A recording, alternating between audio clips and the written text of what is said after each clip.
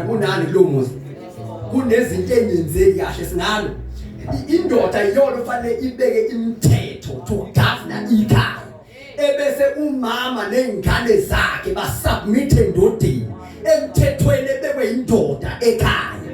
Uma singayishumayeli lonto la endlini ngaphakathi ensindisweni futhi vele ingane bayingangilalela ngezizwe lento engikhulumayo. Uma singayishumayeli lonto kune disorder ebakhona.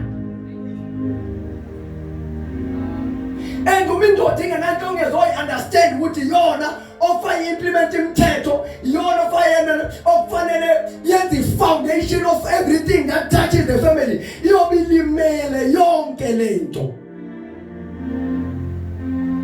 Sese establish lo indoda yini hayi khulumani noma ngangasiwela mina nginankingi indoda iyini.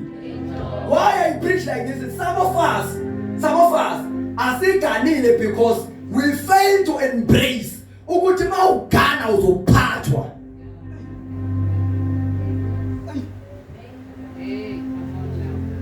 And some of us nyasize sigane ngoba sifuna ukuphathwa. Mawugana uyaphathwa. Ngifuna ukuqala ngani ngingakaye ekutheleni indoda mayingena Kristu iyahluleka ukubusa umtheni.